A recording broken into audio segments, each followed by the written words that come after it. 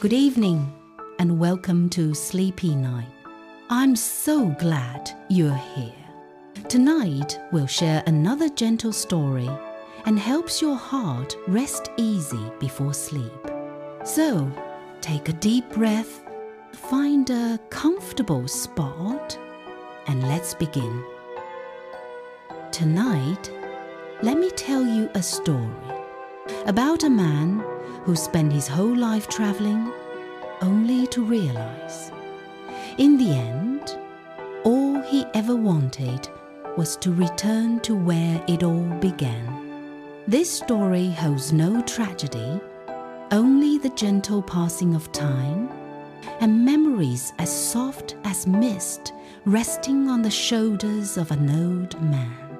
If you're ready, imagine a quiet train station before you, a golden light flickering through the fog, and the sound of a distant whistle calling out to the last traveller of a cold December night. The station lay silent. Only the wind and the fog remained. The first snowflakes of the season drifted down quietly, melting on the cold steel rails, while the old yellow light cast its glow on the cracked floor tiles, and the shadow of a lonely man stretched beneath it. He sat on the last wooden bench of the platform, a bench with tiny cracks, so old it seemed to have witnessed 1,000 silent goodbyes. The man's name was William Hartman, 78 years old, a former railway engineer, someone who once knew every rail, every groan of metal wheels rolling by.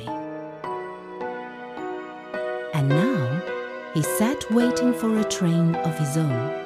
In his hand was a crumpled ticket, now 47, slightly damp from the mist. The faded letters still read, Northern Line, departure at 11:58 p.m. Final destination, Maple Town. William whispered the words softly, as if afraid to wake the memories sleeping within him. His voice trembled, but it was calm. A gust of wind swept through the station roof, gently swaying the old sign that read, Departures. The dim yellow light fell across his face. Deep lines carved by time, each one holding a story. Moments of joy, of tears, and the countless things he never got the chance to say. Beside him sat a small, time-worn brown suitcase. Inside, there was nothing of value, just a few black and white photographs, a faded notebook, and a pale blue handkerchief he always kept close. No one came to see him off. No one knew where he was going. Only the sound of the wind whistling through the tracks, and his quiet silhouette blending into the misty night, as if he were part of the old station itself, a fragment long forgotten by time. He looked at his watch. The hour hand was nearing 12. In the distance, a train whistle echoed, long, low, like a call from the far side of memory. William smiled faintly. He rose to his feet, adjusted his hat, brushed the dust from his wool coat, and whispered softly, almost too quiet for anyone but himself to hear. Train number 47 is finally here. The train whistle sounded long, low, and haunting, like a call from some distant corner of memory. He rose to his feet, his hand trembling slightly as he gripped the wrinkled ticket. The conductor nodded, his eyes gentle, holding a trace of quiet understanding. "Last ride of the night, sir. It's a long journey. Would you like to rest in the sleeper car?" William smiled faintly, his voice deep and warm, like the sigh of old iron rails. "No need. I'd like to look out the window. It might be the last time." The door closed, a sound that felt like the line drawn between the present and the past. The train began to move. The sound of metal grinding against the rails rang out long and low, each note pulling along the rhythm of time itself. Outside, the world drifted slowly in reverse. The station lights grew smaller and smaller still, until only darkness remained, spreading across the open plains like a vast black veil. William leaned his head against the window. His breath fogged the glass, leaving behind a thin, trembling trace of mist.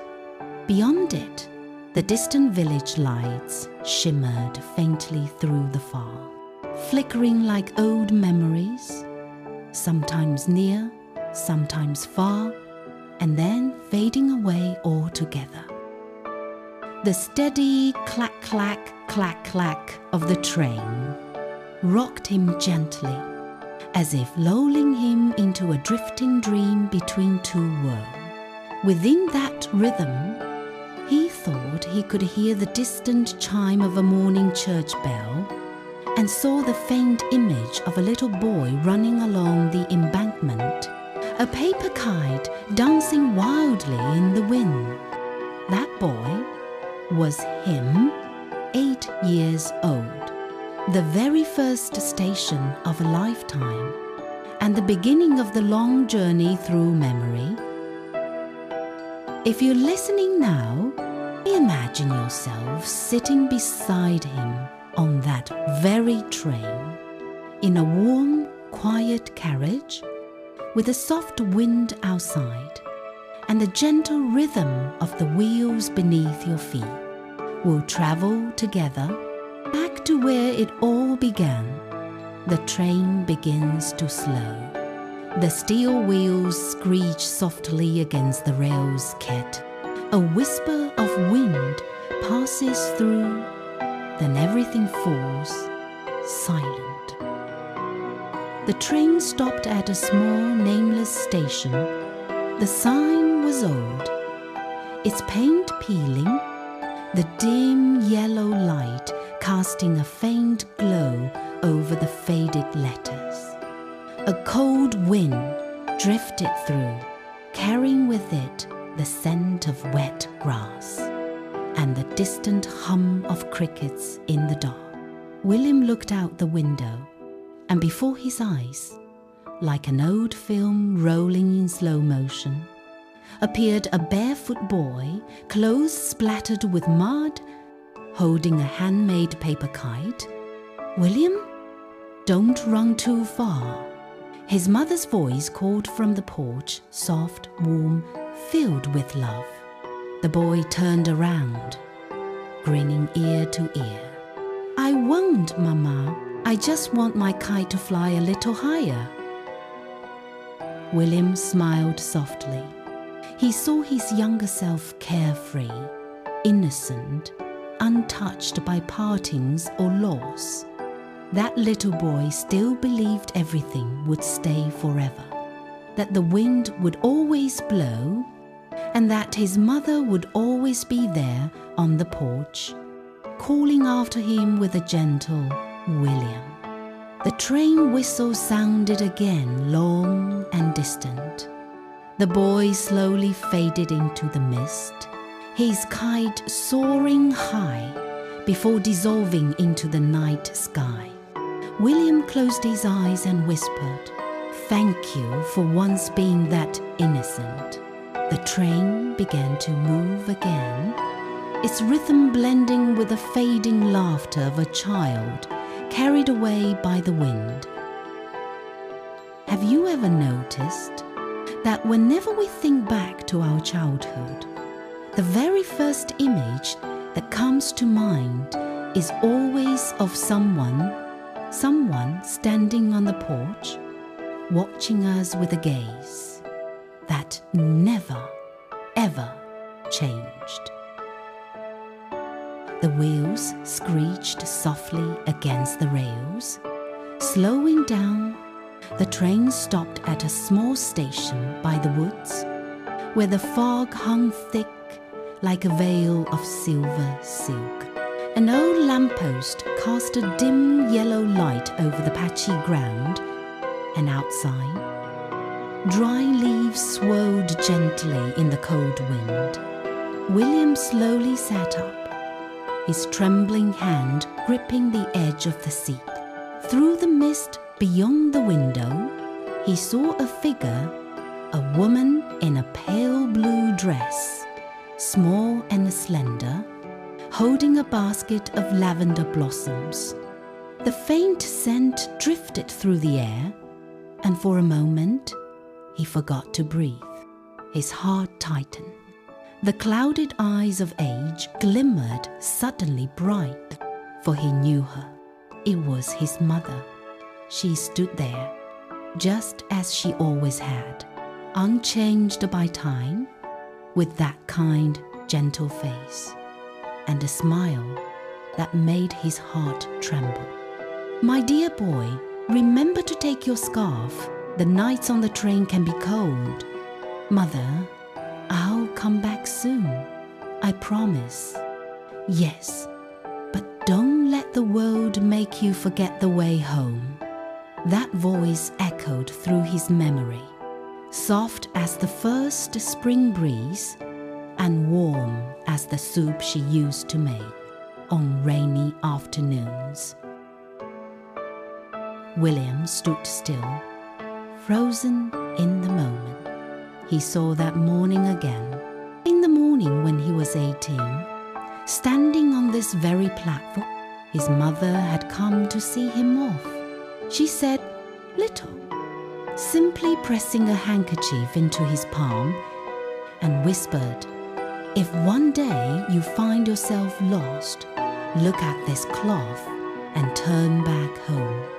As the train began to move, she stayed still, neither crying nor calling, just watching until her son's figure vanished into the mist.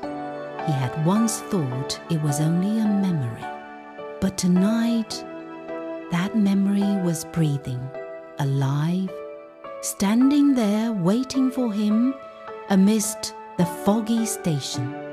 William raised his hand to the glass, touching it lightly, as if reaching for his mother's hand. The window was icy cold, yet inside him a warmth spread gentle, deep, enduring. "Mother, I'm home." The words were soft, almost carried away by the forest wind. Outside, her figure slowly faded, leaving only the scent of lavender mingling with the mist and the gentle gaze that followed him until the train moved on. The train left the station.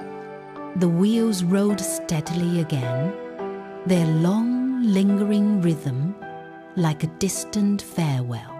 William rested his head against the glass and closed his eyes gently. The steady beat of the wheels returned. Outside, the scenery began to change.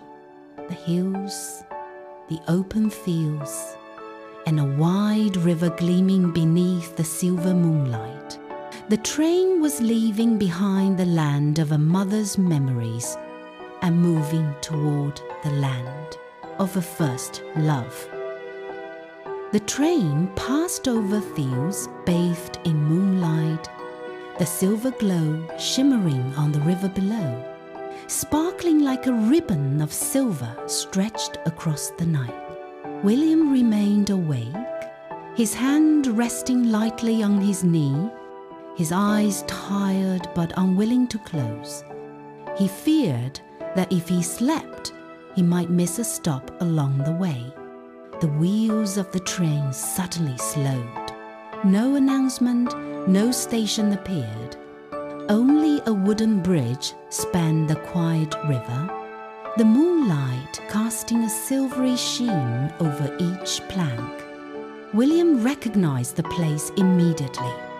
That bridge was where he had once met Sarah, the girl with golden hair like sunshine, hazel eyes, and a laugh as clear as the river water. Back then, they often came here in the afternoons, sitting on the bridge railing, legs swinging, listening to the gentle flow of the river, and sharing the smallest, simplest dream. Sarah often brought along the pastries she had baked herself. She said, "Someday, I'll open a little bakery right at the edge of town. Every morning, I'll wake up early and bake for the people going to work. And you can travel far and wide, but remember to write to me." At the time, William just smiled, holding her hand tightly. "I promise, but time waits for no one. Journeys, work, then war. Year after year passed, and he never wrote a single letter. Only sometimes, in the quiet of the night, Sarah's image would return in his dreams. Her hands dusted with flour, hair kissed by sunlight, and that gentle, tender smile. One year, upon returning to his old town, he heard people say that Sarah had passed away in an accident on an autumn night, while she was carrying a basket of pastries to the poor across the river. William felt hollow inside. But tonight, as the train carried him past, the moonlight made the river seem alive again. Amid the shimmering water, he thought he saw Sarah's hands reaching up, awkward, warm, dusted with flour, waving to him with that gentle smile from long ago. The scent of sweet pastries drifted on the wind, the smell of butter, of milk, of youth, and of a love left unfulfilled. The train whistled long. The wooden bridge, the moonlight, and Sarah's fading figure behind him seemed to lull him into the sleep of memory. We will continue. As the train slows once more, the wheels rang out long and low. The train turned into a blaze of light, where windows reflected neon signs flickering like artificial stars. Against the silvery grey sky, the city appeared overwhelming, dazzling, and lonely in its own glittering way. Patches of light swept across William's face. He opened his eyes, gazing through the glass. Skyscrapers streamed past in reverse, street lights, billboards, and open shops. A city that never sleeps. William recognized the scene.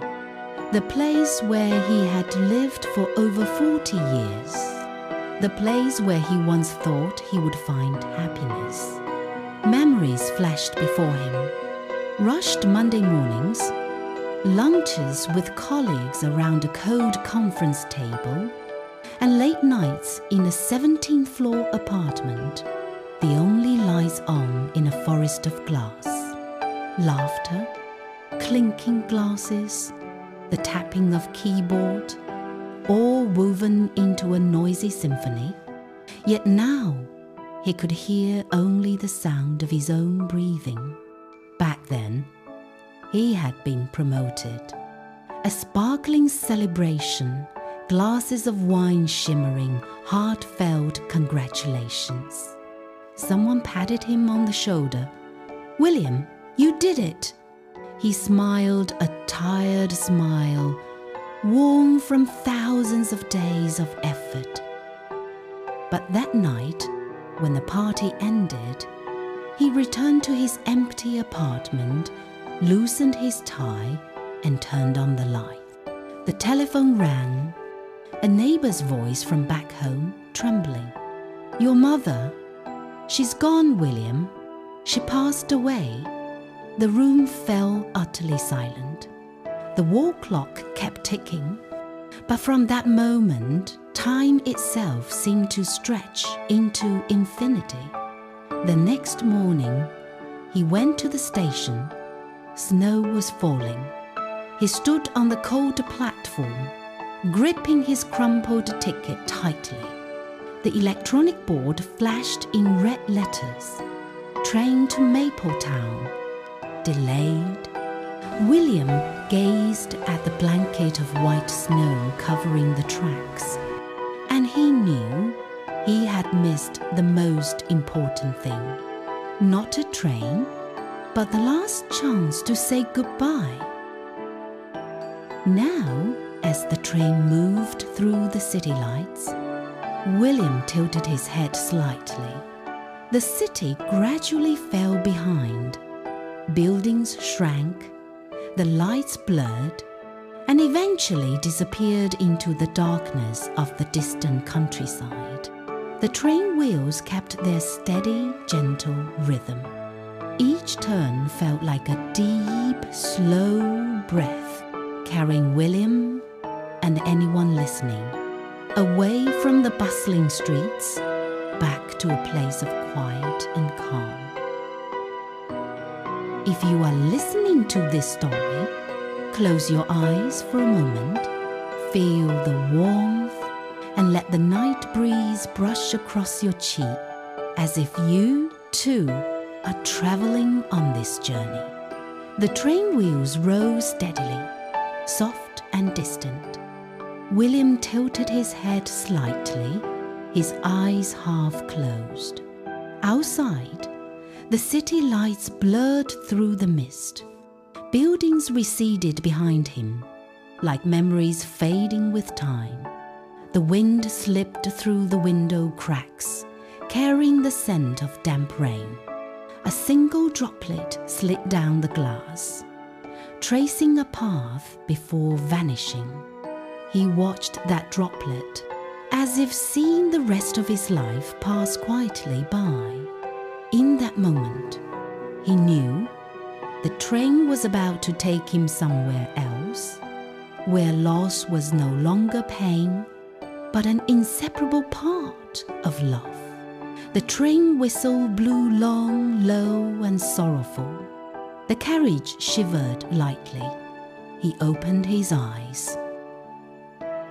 The train came to a stop, a large station, so quiet that the wind whistling through the old signs could be heard.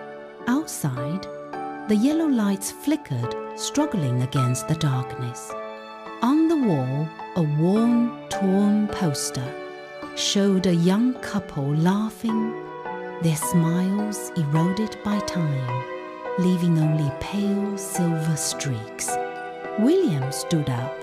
His hand trembled as he gripped the edge of the seat.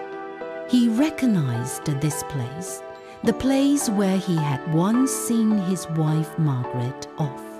The scene brightened gradually. The warm sounds of a past morning returned. Classical music from the radio, the smell of toast, the gentle drip of coffee. Margaret stepped out from the small kitchen, her hair neatly tied back, her eyes bright yet kind. She smiled, and in that smile, William had once felt he had the whole world. They had met after the war, when the city still bore its scars, yet their two souls found each other. Margaret was a nurse. She had held his hand through night terrors, teaching him how to breathe lightly, how to find peace amid the noise. Years passed. Their hair greyed, yet the little house remained lit every evening, until one day illness appeared, slowly, silently. William sat beside her hospital bed, holding her hand, listening to the steady rhythm of the breathing machine, intertwined with the sound of rain tapping against the window. The day Margaret passed, it rained. From the hospital window, William saw a train roll by, its whistle long and low, echoing like a final farewell between two worlds. Back in the present, William reached out to the seat beside him, empty. Only the chill remained, and the soft rhythm of raindrops tapping against the train window. He whispered softly, "Life's train must go on, even when the one beside you is gone." The train whistle sounded again, slowly yet steadily, carrying him away from the old station, moving onward through the mist-covered memories. The wheels rolled in their even rhythm, the soft clink of porcelain in the dining car, the gentle stir of a spoon in a cup of tea. Late at night, William opened his eyes after a restless sleep. The yellow light spilled softly, casting a faint glow over the row of seats. Across from him sat a middle-aged woman, small in stature, draped in a pale blue coat. She held a steaming cup of tea, the smoke curling gently into the warm, quiet air. She gave a soft smile when she noticed him looking. "Sorry, did I wake you?" William shook his head, his voice hoarse but gentle. "No, I was just dreaming of someone." They began to talk. Their voices blended with the rhythm of the train, soft and steady like a heartbeat. She told him she was returning to her hometown, to the grave of her late husband, where she still brought a bouquet of wildflowers every year. William nodded, smiling faintly. "Me too. I'm going to see a few people again." A quiet pause settled between them. The wheels rolled steadily beneath their feet. Outside the window, darkness and station lights flashed past like fragments of memory. Small houses along the tracks appeared, then vanished in an instant, much like the way people pass by each other in life. The train slowed gently. The woman stood, draping her coat around her shoulders. Before leaving, she placed a small bag of pastries on the table, the scent of almonds wafting softly through the air. "Have some. I made these myself, to warm your stomach." She smiled, then disappeared down the aisle. William looked at the bag. A little flower clung to the edge of the paper, the almond aroma warming his heart, as if someone had gently touched the softest part of his memory.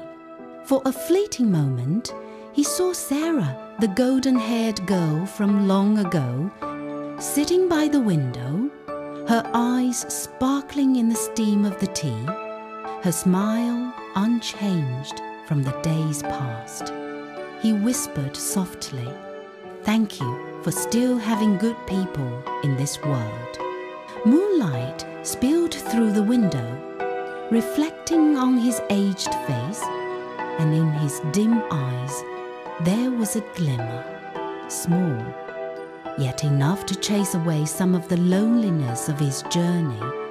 William rested his head against the seat, watching droplets of water drift past, half in light, half in shadow, like two halves of life.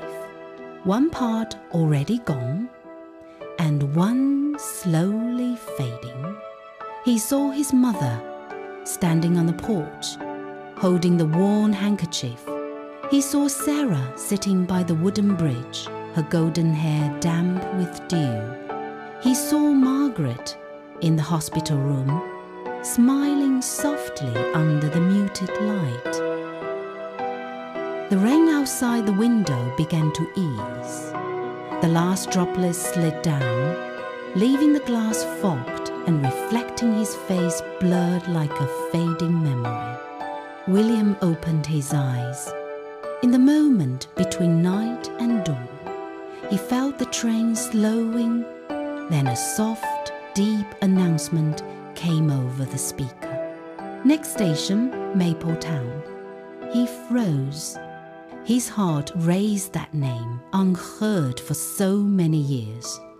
Mapletown, the old town, where he was born, where his mother had waited, where he had once promised to return. William gripped the armrest tightly. Outside the window, the yellow lights of the town began to peek through, distant and inviting, like scattered memories calling him home. The train eased to a gentle stop, the brakes sighing softly, the whistle stretching long and low. The train slowed amidst the early morning mist. Outside, the yellow lights from small houses spilled across the wet cobblestone street. A few low rooftops peeked from behind red maples places from the very beginning of his life. William sat up straight. His breath trembled slightly as his eyes followed the familiar streets appearing through the fog. There was the hill where young William had once slid his wooden cart, the little bakery where Sarah had once worked, her hands dusted with flour, the tiny station where his mother had stood, waiting every time a train passed. Everything seemed to remain quiet, cloaked in the layer of time's dust. The train came to a stop. No one was there to greet him. No voices, no laughter. Only the wind and the smell of damp wood, the earthy scent after rain, a smell he had long forgotten, now stirring his heart. William slowly rose and stepped out of the carriage. His feet met the cold platform familiar, yet alive with memory. He looked around. Everything was smaller than he remembered, and yet more peaceful than anywhere he had ever been. In that moment, he understood this train had not only brought him home, but had carried him back to the very beginning of his heart. William smiled, a gentle, slow smile. Perhaps this is the place I've always longed to return to. The narrow, moss-covered path led to the wooden house on the hillside. The door stood slightly ajar, a thin layer of dust covering the framed photos on the wall faces that had once meant the entire world to him. He walked slowly, his hand brushing over the wooden table. Here, his mother had once placed a plate of baked goods each afternoon. Sarah had sat here, laughing brightly, flour dusted across her cheeks. And Margaret, the companion of his later years, had once set a cup of tea by the window each winter morning.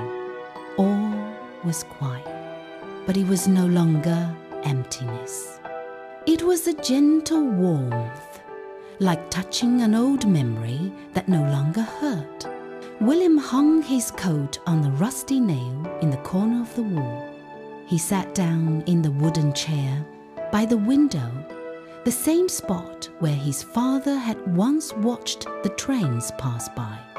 He gazed out into the distance and whispered softly, "I'm home, Mother." Outside, dawn began to rise over the hills. The first light slipped through the window, touching his silver hair, William smiled. He opened the small suitcase inside, only a few old photographs, a yellowed notebook, and a pale blue handkerchief. He placed them on the table, gazing at them for a long moment, then rested his head against the chair. The light spread across the room, glinting on the framed photos, the teapot, and the wrinkles at the corners of his eyes. The train whistle sounded again, long, distant, but not sorrowful. Like the greeting of an old friend, William closed his eyes gently. A gentle smile appeared on his lips. Perhaps he had arrived where he needed to be. No more stations remained, only peace. If you are still awake, take a deep breath in and exhale slowly. Let the sound of the train outside carry you through the landscapes of your own memories. Perhaps you have left, perhaps you have lost, perhaps you have forgotten the way home, but eventually everyone finds home again. Not necessarily a place, but the sense of peace when we stop running. Like William, after a lifetime of wandering, finally returning, closing his eyes in the old room, and smiling. Outside, the night is very still. The wind continues to whisper old stories, and you need only lie quietly, letting these gentle sounds lull you to sleep. Wishing you a light and peaceful dream where there is a train, a sunset sky, and the loved ones you cherish waiting at the journey's end.